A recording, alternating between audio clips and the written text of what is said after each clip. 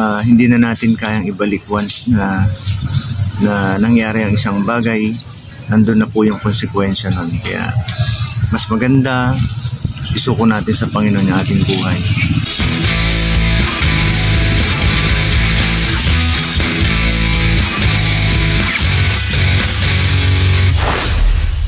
Okay, isang magandang umaga sa ating lahat mga kapatid. Welcome po muli to my channel. At sa araw na ito, nais kong ibahagi ang Kawikaan 29:11. Ang sabi po dito, kung magalit ang mangmang ay walang pakundangan, ngunit ang matalino ay nagpipigil na ang galit niya ay mahalata. Ito nga naman po, pagkagalit, sumisira yan ang buhay ng tao.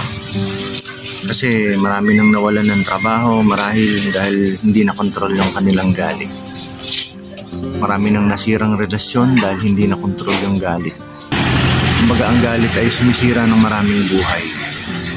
Kasi kung titingnan nga din po natin yung Proverbs 25 verse 28, ang taong walang pagpipigil ay tulad ng lungsod na walang tanggulan, madaling masakop ng mga kaaway.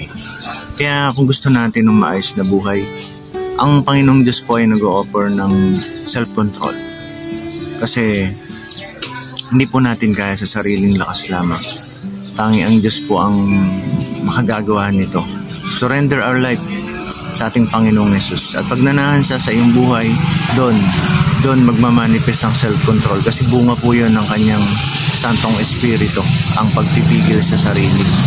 Kaya kaya mo nang magpigil sa iyong sarili, pigilin ang iyong galit para hindi masira ang iyong buhay. Kasi hindi na natin kayang ibalik once na nangyari ang isang bagay, nandun na po yung konsekwensya nun. Kaya mas maganda isuko natin sa Panginoon yung ating buhay at tayo ay managumpay sa galit sa bawat araw ng ating buhay.